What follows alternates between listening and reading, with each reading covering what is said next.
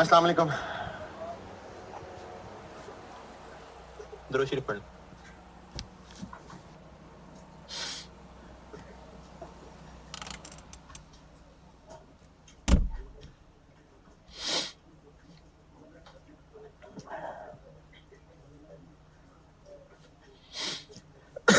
मैंने आपको एक सवाल कहा था करने को, और बहुत अच्छा सवाल था, बड़ी ताकीद से कहा था।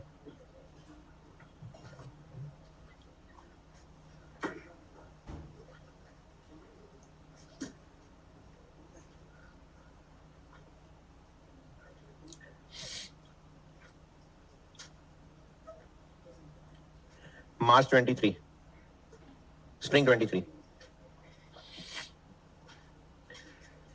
किया है या नहीं किया ट्राई? इस सवाल में ना एक अच्छी बात यह थी जो पेपर में बैठ के बच्चों से नहीं हुई थी। रिमेनिंग लाइफ कितनी रहती है? 4।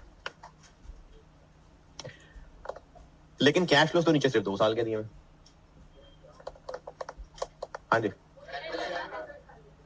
तो एनुअल है तो एक ही दे देते, तो फिर 2 कॉलम क्यों नहीं है, फिर एक ही दे देते। नहीं तो 21, 22, 23, 24 तो अलग अलग ही होने थे।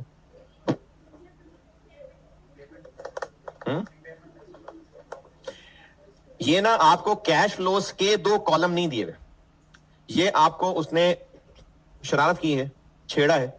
ये 2 अलग अलग टेबल देने चाहिए थे, ये 2 अलग अलग टेबल है। यानी ये सवाल का डाटा ये है कि जब 31 दिसंबर 21 पे इंपेयरमेंट टेस्टिंग हुई थी, तब जो कैश फ्लोस का टेबल था वो ये अंग्रेजी वाला कॉलम और रुपीस का 21 वाला कॉलम लें, और फिर जब 2022 में दोबारा इंपेयरमेंट टेस्टिंग हुई तो फिर उसको आपको दोबारा टेबल देना चाहिए था, और उसके लिए आप ये अंग्रेजी वाला कॉलम और 22 वाला कॉलम लें। यानी ये ऐसा नहीं है कि 21 में कैश फ्लोज इतने होंगे 22 में इतने होंगे, ऐसा नहीं है। जैसे पहली लाइन बता देता हूं, बस पहली लाइन क्या है? Annual cash inflows from sale of product. असल में यह है कि जब इंपेयरमेंट टेस्टिंग हुई थी 31 दिसंबर 21, ये डेट है, उस दिन हमने एस्टीमेट किया था कि जो बाकी 4 साल रह गए हैं तो उन 4 साल में हर साल 245 की सेल हुआ करेगी। ये मतलब है इस बात का। 21 में इतने की सेल होगी नहीं, इस कॉलम के ऊपर 21 की डेट नहीं है।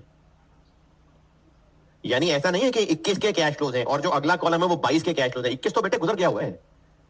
अगर हमने वैल्यू न्यूज निकालनी है तो हम फ्यूचर कैश फ्लोज लेते हैं ना, तो हम 31 दिसंबर 21 पे खड़े थे जब, तो 21 तो गुजर गया था, तो कैश फ्लोज तो 21 के देने बनते भी नहीं है। तो ये जो आपको कैश फ्लो दिए हुए ये 21 के नहीं है, 21 के एंड पे खड़े होके हम रिमेनिंग 4 साल 22, 23, 24, 25 हर साल इतनी सेल्स होगी। ये मतलब है इस टेबल का। तो एक टेबल वो ये देता, और फिर एक और टेबल बनाता कि जब 31 दिसंबर 22 का दिन आया तो हमने फिर से इंपेयरमेंट टेस्टिंग की, तब रिमेनिंग लाइफ कितनी रह गई हुई थी? 3 साल, 23, 24, 25। अब जब 22 के एंड पे खड़े होकर एस्टीमेट किए तो अब हमारा एस्टीमेट ये था कि हर साल, कौन से साल? 23, 24, 25 एनुअल कैश इनफ्लो हुआ करेंगे।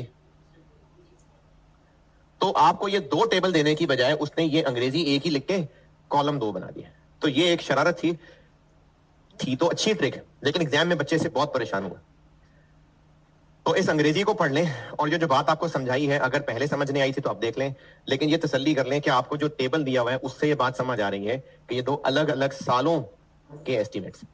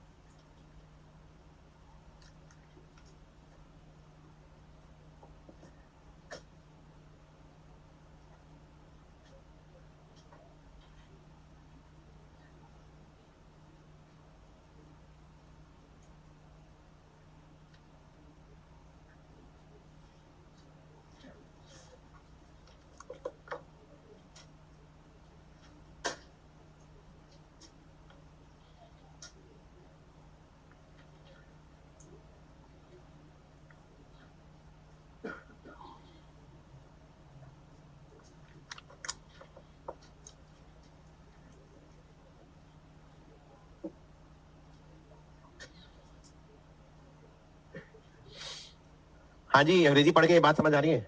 एक बात तो ये समझानी थी, तो जब 2023 पे खड़े 2021 पे खड़े होकर वैल्यू यूज निकाली है तो इस वाले कॉलम की फिगर्स यूज की हैं, और जब 22 पे खड़े होकर दोबारा इम्प्लीमेंट टेस्टिंग की है तो ये वाली फिगर्स यूज की हैं। इसमें कोई और इख्तलाफ अगर किया है तो। अच्छा, मैंने ना कॉस्ट में भी शायद बात की थी। FAR 1 में ना और खतरनाक बात है, और ये रिकॉर्डिंग वालों के लिए बहुत ज्यादा खतरनाक बात है। रिजल्ट आता है ना, तो हम लोग पैक में ना इंटरनली बहुत सारे एनालिसिस करते हैं, बहुत सारे सेट्स चेक करते हैं, कोई लिंक बनाने की कोशिश करते हैं कि जो स्टूडेंट्स रेगुलर थे उनका रिजल्ट क्या हुआ, जो एक पेपर पढ़े थे उनका क्या हुआ, जो ज्यादा पढ़े थे उनका क्या हुआ, जो स्पेशल सेक्शन था। आप में से कोई स्पेशल सेक्शन वाला तो नहीं होगा, है कोई? वो क्या होता है, ये जिनका PRC नवंबर में या दिसंबर में पास होता है, दिसंबर में, और फिर वो 2 महीने पढ़ के तो दिसंबर में शुरू करते हैं FAR 1 पढ़ना, क्रैश बैच। हाँ, है कोई आप में से टैक्स या लॉ पढ़ाओ? नहीं, तो क्रैश बैच का रिजल्ट बहुत अच्छा होता है। तो इस तरह के ना बहुत सारे फैक्टर्स देखते हैं हम लोग, उनमें चीज FAR 1 में सामने आई। FAR 1 का रिजल्ट ना वैसे भी ICAP का बहुत खराब होता है, और एवरेज आप यही समझें कि हर 4 में से एक पास होता है। एवरेज 28% है, उससे पहले 28 था, ICAP के रिजल्ट की बात कर रहा हूं, और उससे पहले गालिबन 27 था, उससे पहले 22 था, कुछ इस तरह से है। लेकिन FAR 1 में यही हालात होते हैं। तो हर 4 में से 3 फेल होते हैं। अब आप इधर उधर देख लें वो 3 कौन है, क्योंकि आप तो एक हैं, 3 तो और कोई होंगे। तो ये क्यों फेल होते हैं? एक रीजन जो मुझे समझ आती है FAR 1 के लिए वो ये है कि हैं तो आप वही बच्चे जो कॉस्ट भी पढ़ रहे होते हैं, मेजॉरिटी तो कॉस्ट भी पहली दफा ही पढ़ रहे हैं, यानी कॉस्ट के लिए भी आप PRC पास ही हैं, और कैलकुलेशन वाइज कॉस्ट ज्यादा मुश्किल है FAR 1 से। लेकिन FAR 1 का रिजल्ट कॉस्ट से गंदा होता है। मेरी राय के मुताबिक अगर आपको इंट्रो टू अकाउंटिंग ना पढ़ाई जाती ना PRC में, आपने ये पहली दफा पढ़ना होता, आपका एफर्ट लेवल डिफरेंट होता। अब जब आपको इंट्रो टू अकाउंटिंग पढ़ा दी गई और आपको लग रहा है आपको अकाउंटिंग आती है, तो आप कंपैरिजन के अंदर डरे जा रहे हैं। जब तक मैं आपको ये IAS 23, IAS 20, ये 5 IAS करके ना, फिर हमने इनके 20-20 नंबर के सवाल करने हैं, जिसमें IAS 16 भी होगा, और IAS 16 के भी 2 होंगे, कॉस्ट मॉडल भी होगा, रिवेलेशन भी होगा, IAS 23 भी होगा, IAS 20 भी होगा, IAS 40 भी होगा, IAS 40 से 60 में ट्रांसफर भी आ रहा होगा, 36 भी आ जाएगा बीच में। 20-20 नंबर के सवाल, तब हाथ पांव फूल जाते हैं। अभी मैंने जो 2-3 टेस्ट लिए जिसमें वो टी अकाउंट और एसेट्स कैजुअल थे, उसके बाद मेरे पास कोई बच्चे आए थे तो हो ही नहीं रहे। तो आपने पहले जो पढ़ा होता है ना, अपने अकाउंटिंग के पढ़े हुए को हर छोटे कॉन्सेप्ट में MCQ किया फारिग, आपको MCQ आएगा तो उसमें मैक्सिमम डेप्रिसिएशन ही कैलकुलेट करवा लेंगे ना। 4-4 एसेट्स देके एक्सट्रैक्ट्स ऑफ एसोसिएट थोड़ी मांगेंगे, जिसमें रिवेलेशन भी हो रही है और एस्टिमेट भी चेंज हो रहा है, ये थोड़ी हो रहा होगा। तो हर छोटे छोटे कॉन्सेप्ट का सवाल किया और फारिग, और अकाउंटिंग पास। तो आपको लगा अकाउंटिंग तो आपको आती है, लेकिन FAR 1 जब इंट्रो से मुकाबले में आई तो आपने कंपेयर करके परेशान होने लग गए कि इतने सारे कॉन्सेप्ट्स एक सवाल में आ जाए तो वो तुमसे हैंडल ही नहीं होते। ये एक मेरे अंदाजे के मुताबिक FAR 1 के फेलियर की रीजन है, और उसका सबूत मैं आपको ऐसे देता हूं कि ये मैंने कल जो हमारी मीटिंग हुई इंटरनली, उसके स्टैट्स बता रहा हूं आपको। परसेंटेज तो मुझे नहीं याद है, लेकिन रफली जितने लोग FAR 1 में फेल हुए ना, ये मैं रफ बात कर रहा हूं, और पैक एनालिसिस की बात कर रहा हूं, जो पैक के स्टूडेंट थे, शायद मैं फेल होने वालों की बात कर रहा हूं, कुछ 70-75% लोग वो हैं जो 20 से कम नंबर से फेल हुए हैं, यानी उनके 20-25 के अंदर अंदर है नंबर। 70-75% बच्चे वो हैं। और एक लड़का मुझे बता रहा था, मुझे नहीं पता कि उसके पास क्या सोर्स है इस बात का, ले तो वो एक टीचर का नाम रहा था, हो सकता है गलत कह रहा हूं, और अगर सही कह रहा है, अगर हो सकता है किसी टीचर ने वैसे ही इंटरनली कहीं से दोस्त यार पता किया हो कि FAR 1 में जो पास हुए उनमें से एक बहुत बड़ा पोर्शन 50s में पास होता है, 50s में, यानी 50 नंबर, 55, 54, 52, मेजॉरिटी इसमें पास होता है। यानी जो पास होते हैं वो भी फेल के बहुत पास होते हैं, और जो लोग फेल होने वाले हैं उनमें अक्सरियत 20s के अंदर है। तो इसकी क्या वजह है? एक वजह तो ये खासतौर पर रिकॉर्डिंग वाले कि उनसे लेक्चर ही पूरे नहीं होते, वो लेक्चर पूरे नहीं लेते, पेंडिंग करते जाते हैं, करते जाते हैं, करते जाते हैं, और उसके बाद जनवरी और अगस्त आ जाता है, जुलाई और अगस्त, और जनवरी फरवरी आ जाता है, तो उनसे हाथ पांव फूल जाते हैं, उनसे किया नहीं जाता। और वो बच्चे भी होते हैं जो डरते रह जाते हैं, डर डर के टेस्ट नहीं देते, क्योंकि टेस्ट से डरते हैं कि हमसे होता नहीं है टेस्ट, इतने बड़ा सवाल हमसे हैंडल नहीं होता, टेस्ट नहीं देते, मिड टर्म नहीं देते, और जब टेस्ट और मिड टर्म से वो फरार हासिल करते हैं तो उन्होंने अपने आप को आजमाइश में डाले ही नहीं होता, अपने आप को चैलेंजेस में डाला ही नहीं होता। तो फिर या तो वो, और ये मैं ड्रॉप आउट नहीं बता रहा, फेलियर बता रहा हूं, मतलब 20-25 नंबर लेके फेल हो रहे हैं, तो ना ड्रॉप कर जाते हैं बच्चे, ड्रॉप भी बहुत करते हैं। ये मैं फेलियर्स बता रहा हूँ कि इतने सारे बच्चे हैं चूंकि वो लेक्चर नहीं लेते, और अगर फिजिकल पढ़ रहे हो तो उन्होंने चूंकि टेस्ट ही नहीं दिए होते, उनका कॉन्फिडेंस बिल्कुल जीरो होता है और पेपर में बैठ के 20-25 नंबर लेके बस हार के आ जाते हैं। तो इसलिए बेटे एफएआर, और ये सिर्फ एफएआर 1 के साथ है, 8 पेपर्स हमने एनालाइज किए, ये सिर्फ एफएआर 1 के साथ है कि इतना बड़ा नंबर ऑफ फेलियर्स 20 से ऊपर नहीं जा रहा। ये खास रियायत एफएआर 1 के साथ है। तो उसके मुझे जो 1-2 रीजन लगते हैं वो यही है कि आप लोगों ने इंट्रो टू काउंटिंग पढ़ी होती है, हर कॉन्सेप्ट के छोटे छोटे सवाल कर लिए होते हैं, आपने उसी को स्टैंडर्ड मान लिया होता है, और जब बड़े सवाल आते हैं तो आप डर जाते हैं कि हमसे तो एफएआर 1 के सवाल हैंडल नहीं हो रहे, बट डर जाते हैं तो उठ ही नहीं पाते। तो इसलिए अगर पढ़ना है, पास करना है, और एक और वो एक बच्चे ने किसी टीचर को कोट किया कि वो कहते हैं जो एफएआर 1 पास कर लेता है ना, 90% चांस है कि वो सीए कर लेगा, तो कैफ कर लेगा। तो एफएआर 1 पास ही नहीं कर पा रहे होते बच्चे। तो आप लोगों को नसीहत यह है कि टेस्ट और मिड टर्म से ना भागे नहीं। अभी मिड टर्म है दिसंबर की कोई 9-10 तारीख से, तो वो मिड टर्म ना, उसको छुट्टियां एंजॉय ना करने निकल जाना, क्योंकि एक वीक ऑफ होता है पूरा। तो अगर आप उसको छुट्टियां मनाने निकल जाएंगे तो फिर चिल करना, फिर अगले सेशन में ही आना, फिर लंबी छुट्टियां करके आना। लेकिन अगर आपने उसको यूटिलाइज करना है तो जितना पढ़ लिया होगा वो सारा आप ना अच्छे तरीके से रिवाइज करना। ये जो 5 आईएएस आपको पढ़ा रहा हूं ना, इनसे एक पक्का 20 नंबर का सवाल तो आता ही आता है, लॉन्ग क्वेश्चन।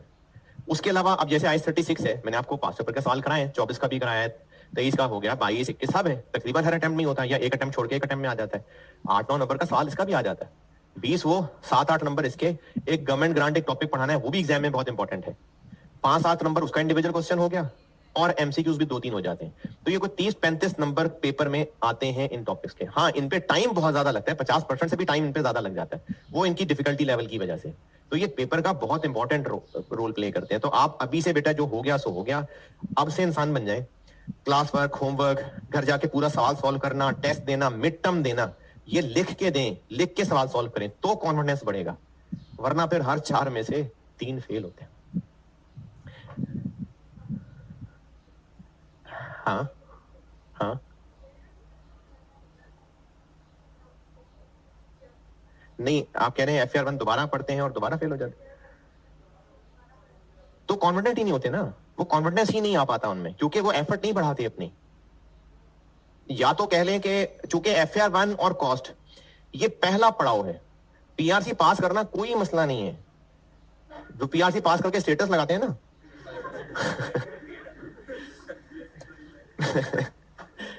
अच्छी बात है, शुक्र अल्हम्दुलिल्लाह, पीआरसी क्वालिफाइड और 20% और 25% सीए डन। हो सकता है इस पे रिश्ते भी भिजवा देते हो आगे कि देखें बस होने वाला है, इतना सा रह गया। तो पीआरसी पास करना कोई मसला ही नहीं है। मतलब अगर आप पीआरसी पास नहीं कर रहे, क्योंकि कुछ बच्चे ऐसे भी मिलते हैं जो ये कहते हैं कि 3-4 अटेम्प्ट हो गई, क्यूएम पास नहीं हो रहा, इंट्रो टू काउंटिंग पास नहीं हो रहा, उनको सीरियसली इस फील्ड छोड़ देनी चाहिए। और ये कोई निकम्मे वाली बात नहीं है, हर इंसान का हर जगह नहीं एप्टीट्यूड होता। मैं सीए के स्टूडेंट्स में से एक लाइक स्टूडेंट था, अभी भी चलो लाइक तो हूं ही, ज़हीन आदमी हूं, लेकिन मुझे फिजिक्स केमिस्ट्री नहीं समझ आई आज तक, मुझे नहीं आती थी ये समझ। तो इसलिए क्या नलायक हो गया उससे, क्या भाई नहीं बन रहा एप्टीट्यूड। कुछ लोगों का बिजनेस का एप्टीट्यूड होता है, उनको नहीं आईटी समझ आती। आईटी में मैं नलायक आदमी था, मुझे आईटी नहीं समझ आती। मेरे दौर में ना एक पेपर होता था आईटी का, और थ्योरेटिकल पेपर था, यानी जैसे आप लोगों के लिए अभी इकोनॉमिक्स या इस तरह का थ्योरेटिकल पेपर था। और अभी ये पेपर आ जाना है, ये अगर आपने ग्रुप ए पास नहीं किया तो फिर आप पे वो लागू हो जाना है, वो वही आईटी वाला पेपर होगा। ये पेपर होता था मेरी दफा, मुझे बहुत डर लगता था इस पेपर से। और वैसे लाइक था, क्लास का टॉपर था, तो 2001 की बात कर रहा हूँ।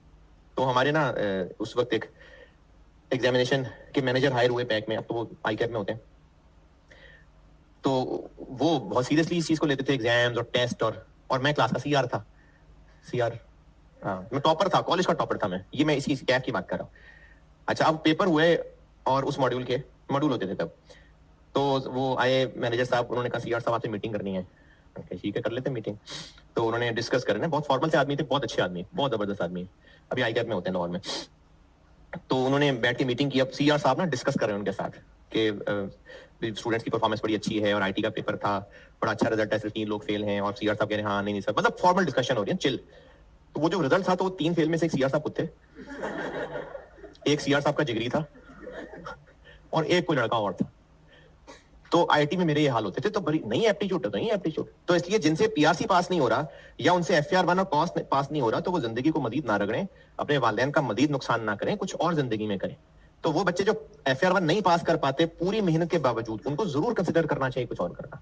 लेकिन जो लोग एबिलिटी रखते हैं तो वो ना अपनी एफर्ट्स कम होने की वजह से फेल हुए जाते हैं। जब वो लिख के सवाल ही नहीं करते ना, तो फिर उनका कॉन्फिडेंस नहीं बनता, फिर पेपर में उनसे पास नहीं हो जाता। तो आप लोग टेस्ट दें।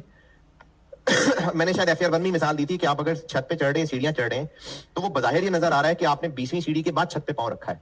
हर स्टेप ने इसमें अपना रोल प्ले किया।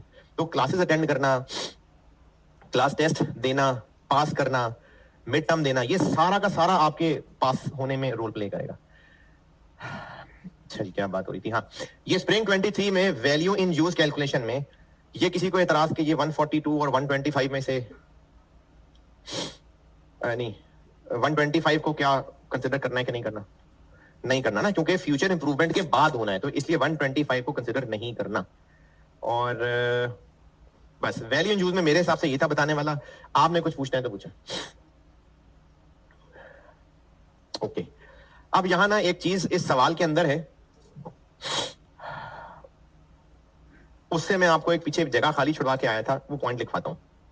इस सवाल में पहला पैराग्राफ,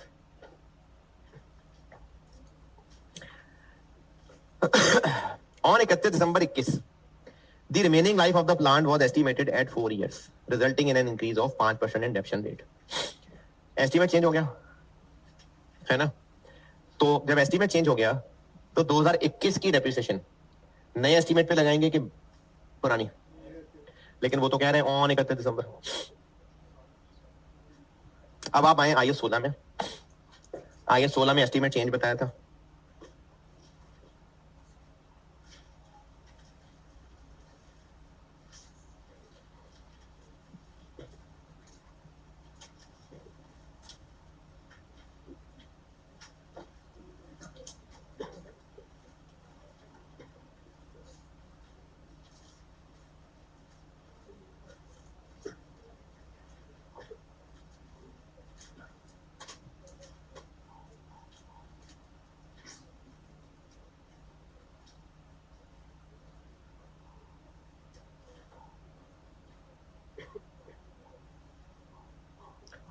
एस्टीमेट चेंज पढ़ाया था, तो आपको मैंने ना कुछ एग्जाम नोट्स लिखवाने थे, 2 लिखवाए थे और तीसरे की जगह छुड़वाई थी।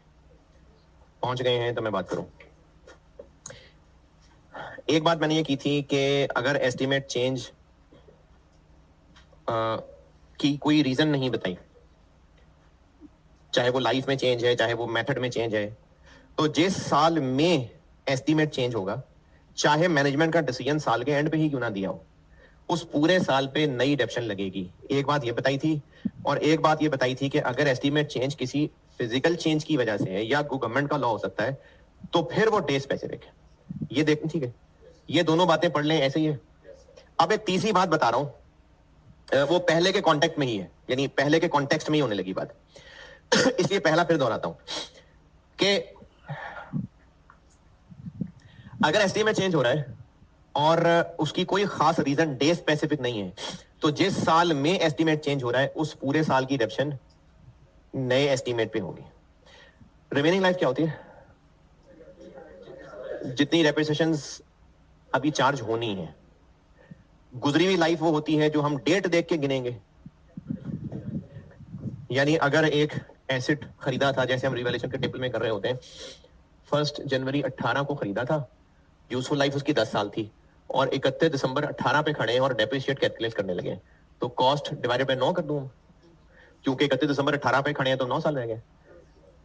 डेप्रिसिएशन अभी कोई चार्ज नहीं हुई, 18 की भी डेप्शन चार्ज होनी है, तो वो भी शामिल होता है रिमेनिंग के अंदर। जिस साल की डेप्शन चार्ज होनी है वो भी शामिल है रिमेनिंग लाइफ के अंदर। तीसरा नोट ये लिखिएगा, पहले समझ ले, थोड़ी गहरी बात है, जब तसल्ली से समझ आ जाए फिर लिखेंगे। और ये मैं आपको स्पेसिफिकली स्प्रिंग 23 के कॉन्टेक्स्ट में बात करने लगा। अगर स्प्रिंग 23 वाले सवाल में, स्प्रिंग 23 का सवाल भी रखे ना सामने, स्प्रिंग 23 वाला सवाल भी खोलिए। अगर ये रिड्यूसिंग बैलेंस ना होता, स्ट्रेट लाइन होता, और ये लिखा होता ऑन 31 दिसंबर 21, यानी अब वो ईयर एंड की डेट मेंशन करके कहता रिमेनिंग लाइफ इज 4 years और स्ट्रेट लाइन मेथड होता, तो 2021 की डेप्शन कैसे निकालते हैं? बुक वैल्यू को रिमेनिंग लाइफ पे डिवाइड करते हैं और रिमेनिंग, अच्छा 21 में ही क्यों नई डेप्शन निकालते हैं?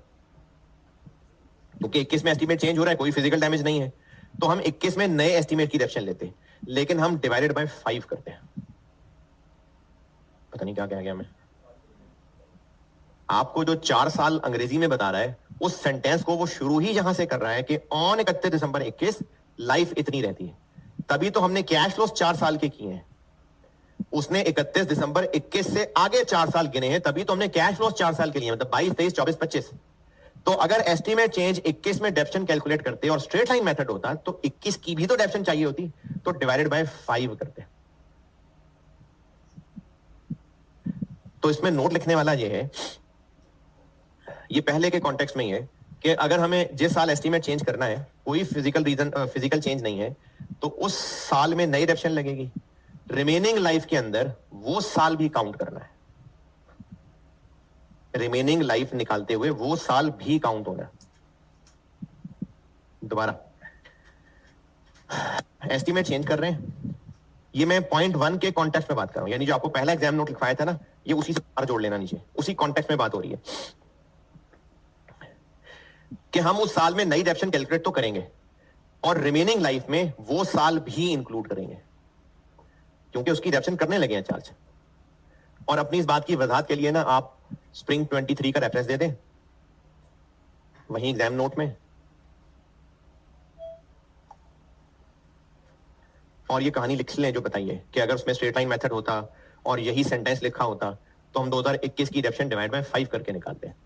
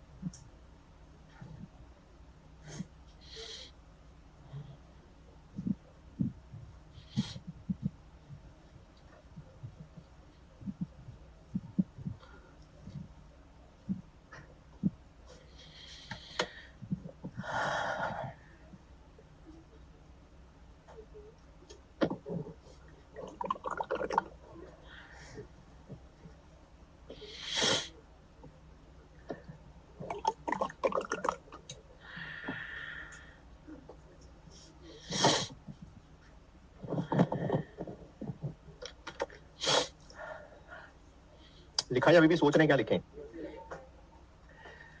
कैपिटलाइजेशन पीरियड बताया था कल, उससे रिलेटेड अगर कोई सवाल है तो बताएं। IS 36 का एक और होमवर्क कर दीजिएगा, ये होगा आपकी किताब में ऑटम 18 अटेम्प्ट का। तब ये FR 2 में होता था, तो वो FR 2 में आया था सवाल। चैप्टर में क्वेश्चन 8, APL के नाम की कंपनी होगी, ऑटम 18, क्वेश्चन बुक में क्वेश्चन 8 है। ये उस दौर में FR 2 में होता था ये टॉपिक, तो इसके साथ ब्रैकेट में FR 2 लिखा हुआ है। FPR 1 में ये ऑटम 19 में आया था। ये होमवर्क है सवाल। और हाँ, कल मैंने कैपिटलाइजेशन पीरियड समझाया था, एक रिकैप दे देता हूं कि बोरिंग कॉस्ट कैलकुलेट करने के लिए अमाउंट चाहिए, रेट चाहिए और पीरियड चाहिए। तो पहले ये समझाया था कि कितने पीरियड की कॉस्ट को बिल्डिंग की कॉस्ट में ऐड करना है। मिसाल बिल्डिंग है, वैसे तो क्वालिफाइंग एसेट है। उस पीरियड को काउंट करने के लिए एक स्टार्टिंग पॉइंट चाहिए था और एक एंडिंग पॉइंट चाहिए था। और स्टार्टिंग पॉइंट क्या था? जब ये तीनों बातें पहली दफा पूरी होंगी। क्या तीनों बातें? काम शुरू हो चुका हो, लोन लिया जा चुका हो और पहला कैश आउटफ्लो हो चुका हो। जिस दिन ये तीसरी वाली बात पूरी हो जाएगी, तीनों में से तीसरी, उस दिन स्टार्ट, और जब एक्टिविटीज सब्सटेंशियली कंप्लीट हो जाएंगी उस दिन फुल स्टॉप। ये टोटल पीरियड गिनेंगे और अगर दरमियान में सस्पेंशन है तो वो पीरियड निकाल देंगे, अगर वो सस्पेंशन एबनॉर्मल है तो। ये हुई थी कल बात। अब मैं आपको ना इसी गाइडेंस यानी कैपिटलाइजेशन पीरियड की गाइडेंस में रहते हुए कौन सी अमाउंट पे कौन सा रेट लगाना ये बताने लगा। तो इसको मैं कह देता हूं amount of borrowing, capitalisation period की हेडिंग डन, खत्म। Amount of borrowing cost to be capitalised. इसमें मैं आपको ना बहुत सारे क्वेश्चंस की वैरायटी कराऊंगा और उनमें से अक्सर आप खुद ही कर रहे होंगे, मैं बाद में किया करूंगा, पहले आप करेंगे solve. Amount of borrowing cost to be capitalised.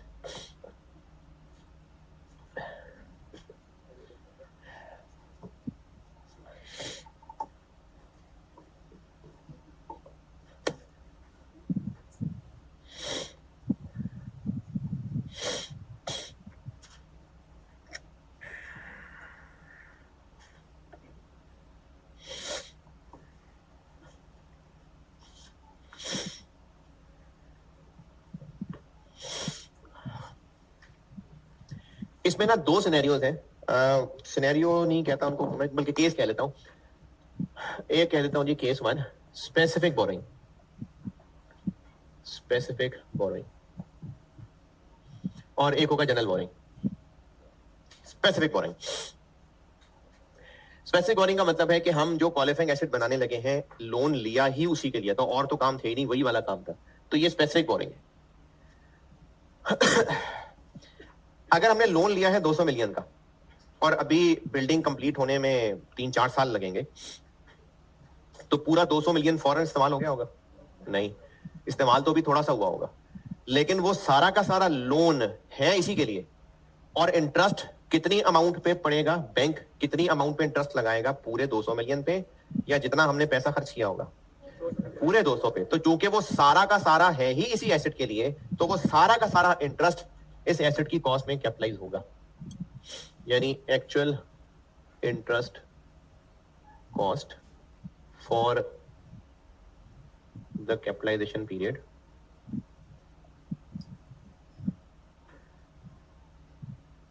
on actual amount of outstanding borrowing।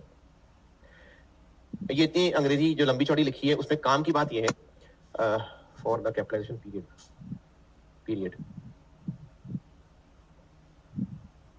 On the, चलो एक्चुअल खैर नहीं लिखा था, कोई मसला नहीं। इसमें काम की बात ये है कि ये कैपिटलाइजेशन पीरियड तो मैं कल बता चुका, उन्हीं 12 महीनों की बात हो रही है। उन 12 महीनों के अंदर पड़ने वाला इंटरेस्ट किस अमाउंट पे? जितना पैसा हमने खर्च किया है, नहीं, जो बोरोइंग की अमाउंट है। आउटस्टैंडिंग मैंने इसलिए लिखा है कि हो सकता है 4 साल लगे कंस्ट्रक्शन में, और पहले साल 200 मिलियन का लोन था, फिर थोड़ा वापस कर दिया, फिर और वापस कर दिया, फिर और वापस कर दिया, तो इंटरेस्ट तो आउटस्टैंडिंग अमाउंट पे लग रहा होगा, इसलिए आउटस्टैंडिंग लिखा मैंने। तो जितना हमें उस बोरोइंग पे इंटरेस्ट पड़ेगा फॉर द कैपिटलाइजेशन पीरियड, वो एसेट की कॉस्ट में कैपिटलाइज होगा। लेकिन आईएएस ने ना इसमें बिजनेस की अक्लमंदी की वजह से एक चीज अलाउ की। वो अलाउ ये किया कि बिजनेस का फाइनेंस वाला अक्लमंद होगा, तो जब 200 मिलियन का लोन लेगा और बिल्डिंग बनाने में 4 साल लगेंगे, तो वो 200 मिलियन जेब में लेके फिरता रहेगा, फिर उसको कहीं सेफ जगह इन्वेस्ट करेगा। अच्छा, रिस्की जगह इन्वेस्ट नहीं करेगा, क्योंकि रिस्की जगह इन्वेस्ट करेगा तो पर डूब गए तो बिल्डिंग तो खंडर रह जाएगा। करेगा सेफ जगह। जब सेफ जगह इन्वेस्ट करेगा तो फिर मामूली सी इंटरेस्ट इनकम कमाएगा, तो वो जो इंटरेस्ट इनकम कमाएगा वो यहां से लेस कर लेंगे, यानी ये इंटरेस्ट एक्सपेंस नहीं बनेगा, इसमें ऐड होगा, और उस बचे हुए पैसों से जो इन्वेस्टमेंट इनकम कमाएगा वो यहां से लेस होगी, वो अदर इनकम में नहीं जाएगी। Less temporary investment income. ये मुझे आपकी शक्लों से लग रहा है मैं जुमला थोड़ा जल्दी बोल गया, तो कोई बात नहीं, सही टाइम पे बाद में बोल दूंगा। जो मैंने कहा अदर इनकम में नहीं जाएगी, थोड़ा जल्दी हो गया, ये इग्नोर करें। Temporary investment income earned during capitalization period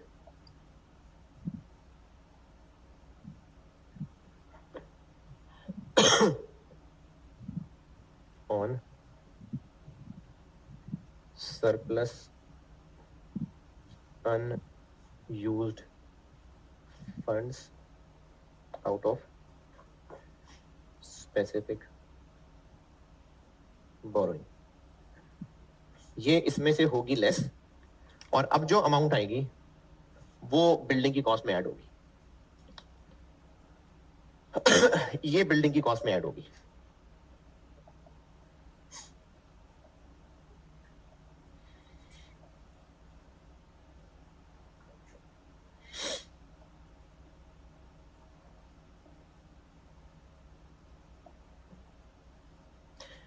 अंग्रेजी नहीं पढ़ी जा रही तो वो बता देता हूं, ये मैं दोनों में हाईलाइट कर देता हूं।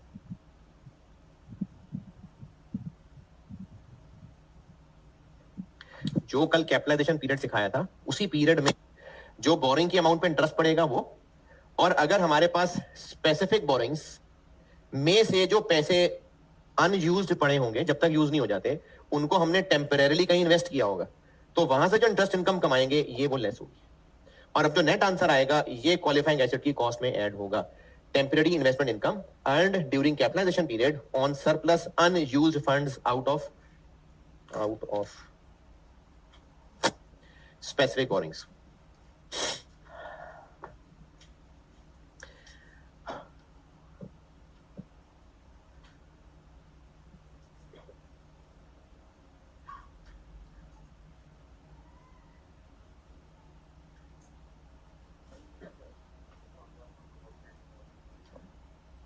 चलें आ जाएगी प्रैक्टिस में, सवाल ही सवाल कराने अब।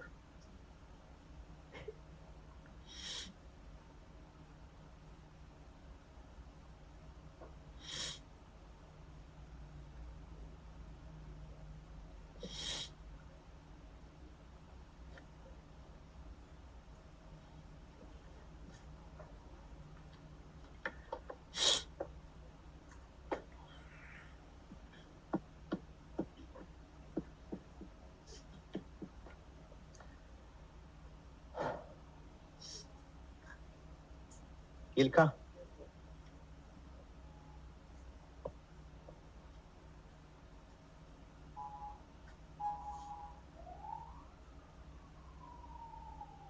सवाल लिखे।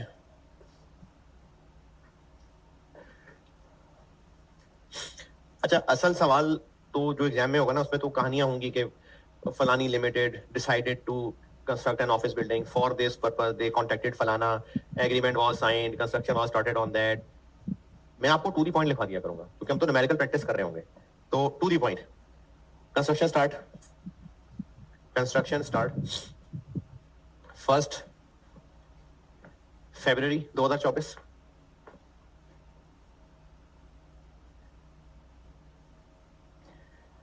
और कंस्ट्रक्शन एंड 31 दिसंबर 2024। स्टार्ट है 1 फेब को और एंड है 31 दिसंबर 24 को। Specific loan of 60 million 60 million at 15% at 15% was obtained on 1 January 24।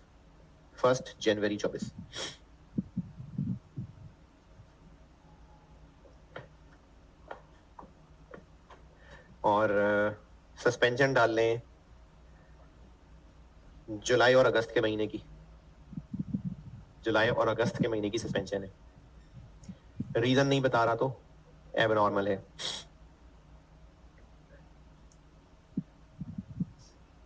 Expenditure on asset, इसका मतलब होता है पैसे खर्च करना. Expenditure on asset were incurred as follows. Were incurred as follows यानी पैसों के खर्चे का बता रहा हूं कि खर्च कब कब किए. डेट बताऊंगा और अमाउंट बताऊंगा.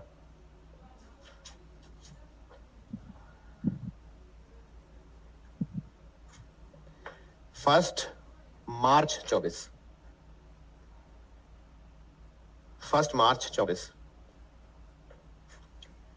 15 मिलियन, 15 मिलियन. 1 जुलाई 24, 25 मिलियन. 1 नवंबर 24, 10 मिलियन. और 30 नवंबर 24, 10 मिलियन.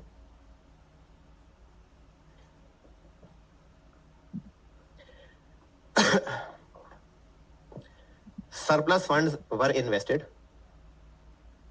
बल्कि ये आखिरी वाली 30 नवंबर नहीं, सॉरी 31 दिसंबर. 31 दिसंबर. सरप्लस फंड्स वर टेम्परेरली इन्वेस्टेड. अच्छा, अगले सवालों में तो मैं आपको इसकी कैलकुलेशन भी सिखाऊंगा. अभी चूंकि पहला पहला सवाल है तो इसकी मैं आपको आसान अमाउंट बता देता हूँ. अदरवाइज इसकी भी ना इंटरेस्ट की कैलकुलेशन करनी पड़ेगी. अभी पहला इसलिए आसानी से स्ट्रेट अमाउंट बता देता हूँ. Surplus fund were temporarily invested and an average income of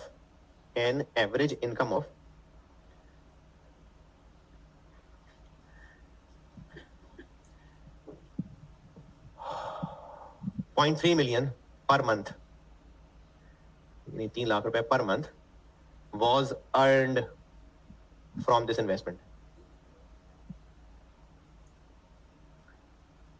Per month from this investment.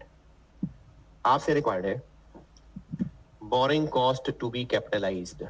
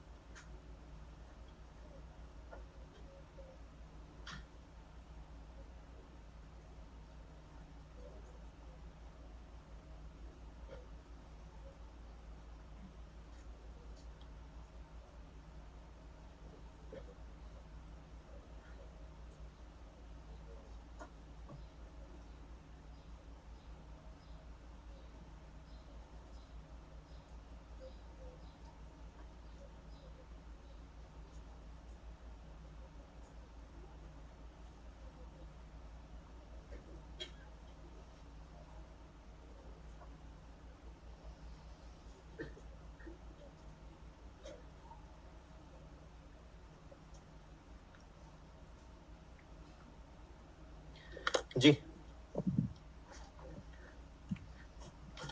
Capitalisation period गिने ना पहले कितना है, कमेंसमेंट कहां से, 1 जनवरी को लोन लिया है, 1 फेब को काम शुरू हुआ है, पहला पैसा 1 मार्च को गया, 1 मार्च, तो 1 मार्च से 31 दिसंबर तक हो गए 10 महीने, और 2 महीने सस्पेंशन तो 8 महीने, 60 मिलियन 15%, 8 महीने 6, और इन्हीं 8 महीनों में जो हमने इन्वेस्टमेंट इनकम कमाई 0.3 मिलियन पर मंथ इंटू 8 महीने 2.4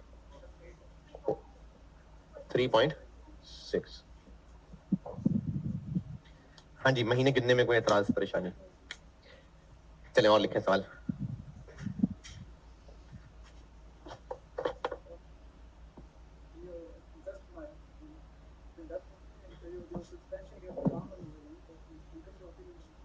तो वो तो फिर इंटरेस्ट भी पड़ता रहा है, वो इंटरेस्ट भी तो पड़ता रहा है, बैंक ने इंटरेस्ट चार्ज करना बंद तो नहीं कर दिया। तो हम उन 2 महीनों को कैपिटलाइजेशन पीरियड नहीं गिन रहे ना, तो जब कैपिटलाइजेशन पीरियड नहीं गिन रहे तो उनमें कमाई भी फिर इनकम भी आनी लेनी। जैसे मैंने कल की थी ना बात, के उस पीरियड में जो इंटरेस्ट पड़ेगा वो एक्सपेंस बनेगा, तो ये उस पीरियड में फिर इनकम बनेगी। वो मैंने भी कुछ देर पहले बोली भी थी बात, लेकिन अभी वो मुझे थोड़ी जल्दी लगी तो अल्फाज मैंने वापस ले लिए। आपको ना 1-2 सवालों के बाद मैं आपको इनकम स्टेटमेंट के एक सेट सिखाता हूं, फिर करूंगा।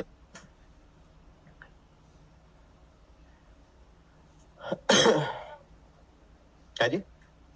अच्छा, ये जो मैंने खर्चे बताए थे इसका क्या किया, इसका क्या किया? नहीं, इसका क्या इस्तेमाल किया? कुछ भी नहीं, करना भी कुछ नहीं था। इंटरेस्ट लोन अमाउंट पे लेना है, खर्चे पे तो लेने ही नहीं है। और जो इन्वेस्टमेंट इनकम है उसके लिए जरूर ये खर्चे इस्तेमाल होते हैं, लेकिन मैंने आपको अभी कहा कि एवरेज पर मंथ इतना कमा रहे हैं, इसलिए उनका इस्तेमाल नहीं हुआ। लेकिन अगले से अगले सवाल में मैं उसमें ले आऊंगा कैलकुलेशन। चलें और लिखें सवाल।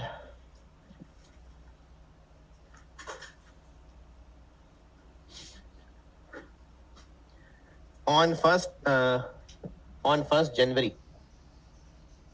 January specific loan of on 1st January 24 specific loan of 30 million 30 was obtained at 12% for construction of business for construction of building.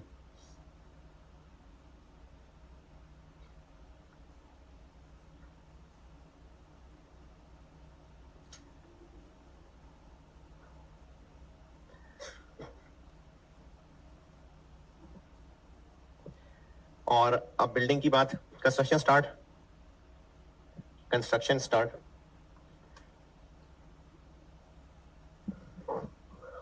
1st Feb 24 और कंस्ट्रक्शन एंड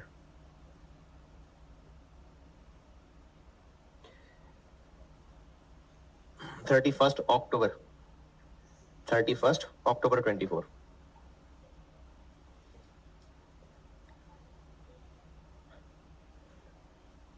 प्रिंसिपल अमाउंट होती है जो ओरिजिनल लोन की amount है, is repayable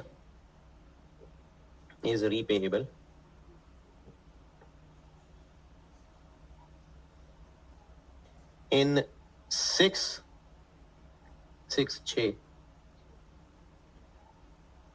equal, दोबारा, principal amount of loan is repayable in 6 equal quarterly installments.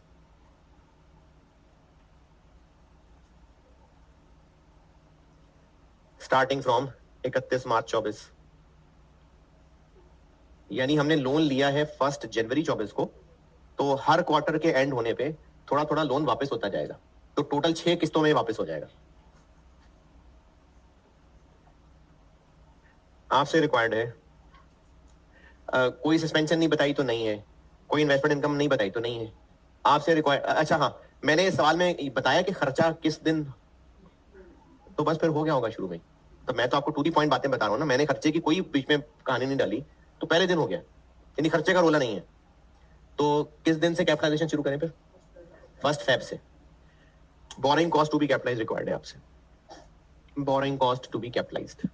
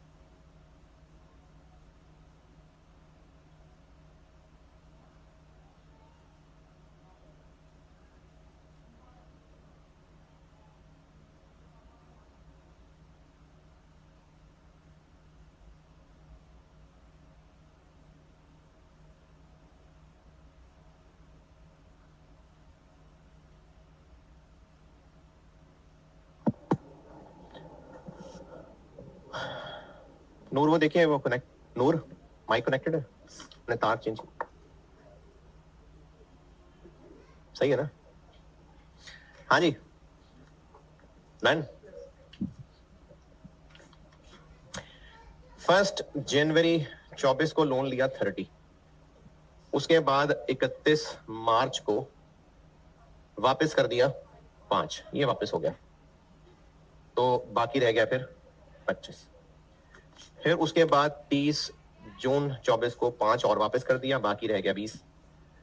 फिर उसके बाद 30 सितंबर को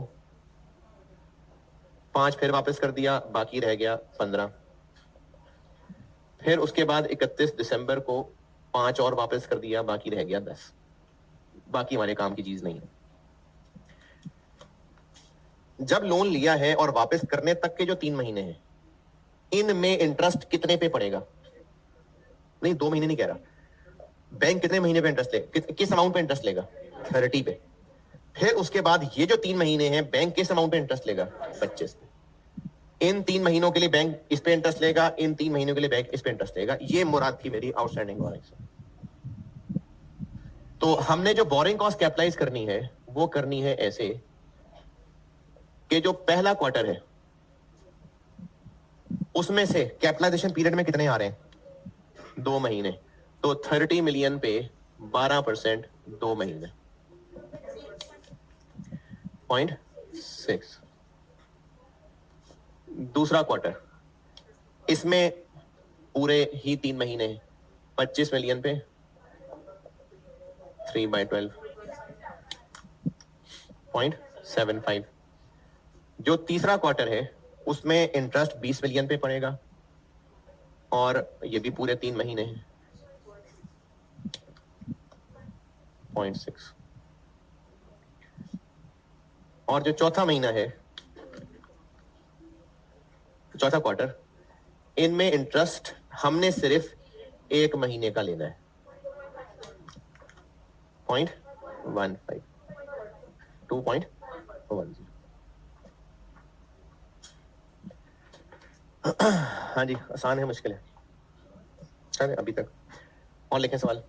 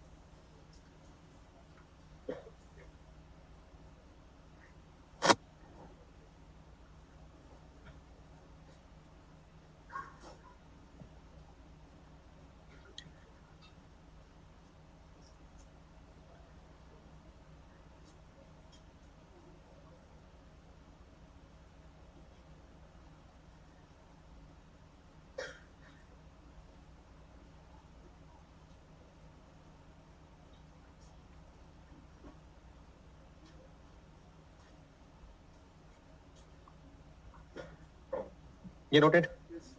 चलें अब इस अगले सवाल में मैं, चलें 2 साल और 2 ईयर 2 लोन ले आता हूं ताकि आपको ईयर्स का भी अंदाजा लगे।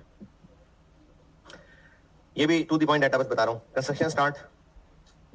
कंस्ट्रक्शन स्टार्ट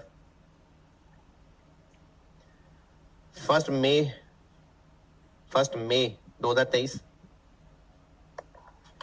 और कंस्ट्रक्शन एंड 30 नवंबर 2024। स्टार्ट की है 1 मई 2023 को और कंस्ट्रक्शन एंड हुई है 30 नवंबर 2024 को।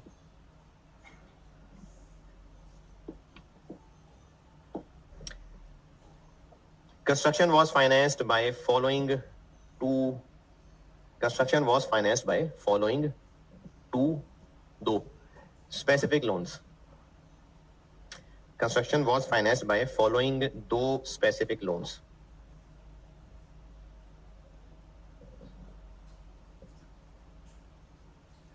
और अब इन 2 स्पेसिफिक लोन्स में आपको मैं लिखवाने लगा हूं 4 बातें। Bank, loan amount, interest rate और डेट ऑफ लोन।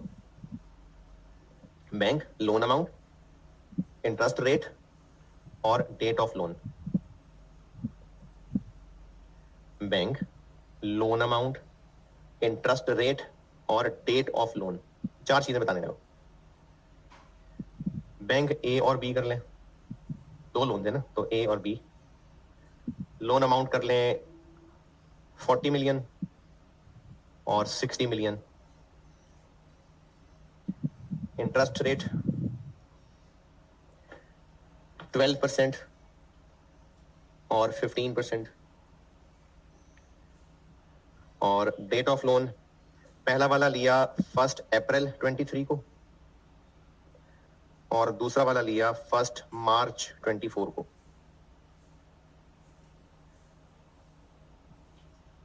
ये दोनों ही स्पेसिफिक है। और चलें अभी भी इनकम रहने देते हैं। सस्पेंशन डाल लें जी, एक डाल लें नवंबर 23 और एक कर लें जून 24। ये 2 सस्पेंशन है, नवंबर 23 और जून 24। ये 2 महीनों की अलग अलग सस्पेंशन। रीजन नहीं बताई तो एबनॉर्मल जी। सस्पेंशन एक है नवंबर के महीने की और एक है जून के महीने की, नवंबर 23 और जून 24। Expenditure were incurred as follows. Were incurred as follows.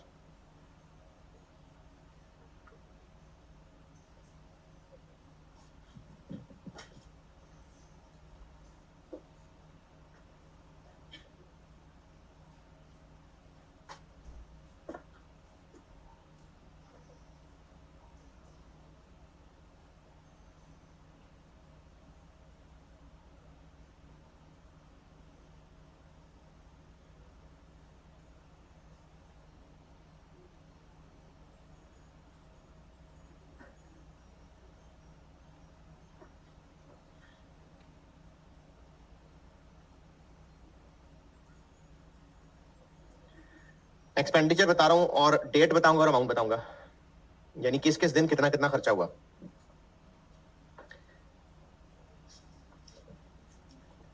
First May 23 10 million.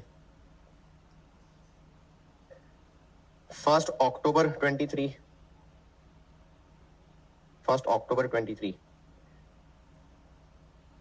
25 million. 1 अप्रैल 24 1 अप्रैल 24। अच्छा, इस खर्चे का क्या करना है? कुछ भी नहीं करना। 1 अप्रैल, मैं डायलिंग इनकम ही नहीं डाल रहा। 1 अप्रैल 24 एम ही लिखवा रहा हूं बस, 30 मिलियन। 30 1 सितंबर 24 26 मिलियन। कितना हो गया टोटल?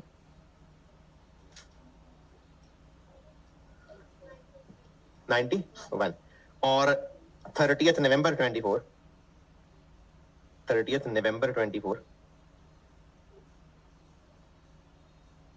6 मिलियन।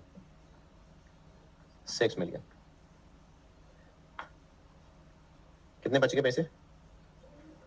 तो बस ठीक है, बच गए, खैर ऐश करें, बच गए पैसे। आपसे रिक्वायर्ड है, आपसे बोरोइंग कॉस्ट कैपिटलाइज्ड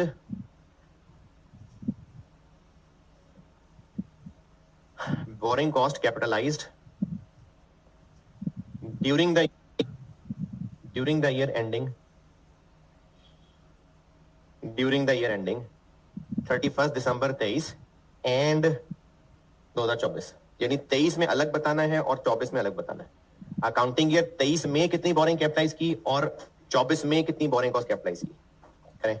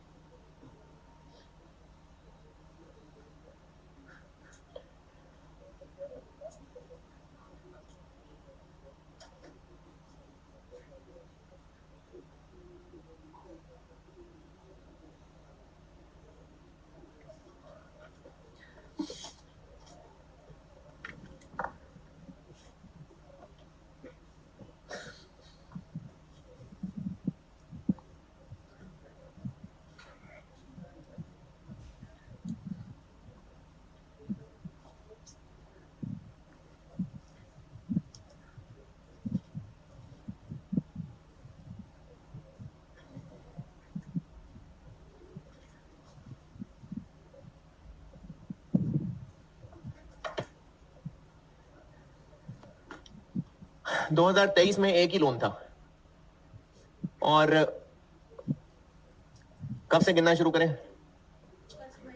1 मई से 31 दिसंबर तक बन गए 8 महीने और एक सस्पेंशन निकल गया तो 7 महीने। 40 मिलियन 12%, 7/12 2.80। 2024 में, अच्छा ये ना मैं आपको कुछ काफी सारे एग्जाम नोट्स लिखाऊंगा इस चैप्टर में, क्योंकि ये चैप्टर इतना मुश्किल नहीं है जितना, यानी आईएएस सादा है लेकिन आईकैप के सवालों में बड़ी अजीब अजीब चीजें डाली होती हैं, तो इसलिए ना मुझे वो एग्जाम नोट्स बहुत सारे लिखाने पड़ेंगे आपको। बाद में लिखवा दूंगा, अभी जबानी बता रहा हूं। जब तक किसी लोन के वापस करने का सवाल में नहीं कहा ना, आपने खुद जमीर पे बोझ महसूस नहीं करना। नहीं कहा तो नहीं कहा, नहीं हुआ वापस, तो पहला वाला लोन वापस हो गया नहीं तो नहीं हुआ वापस। 2024 में भी बेशक पैसे खत्म हो गए, लेकिन लोन है, आउटस्टैंडिंग तो है। तो 40 मिलियन पे 12%, 30 नवंबर तक 11 महीने, लेकिन एक सस्पेंशन। और दूसरा लोन ये लिया है कब? 1 मार्च से 30 नवंबर तक हो गए 9 महीने और 1 महीना सस्पेंशन। क्या 12 या नहीं, 23 और 24 अलग अलग? बताएं जी और जो पूछना है इसमें। चलो ठीक है जी, अल्लाह हाफ़िज़।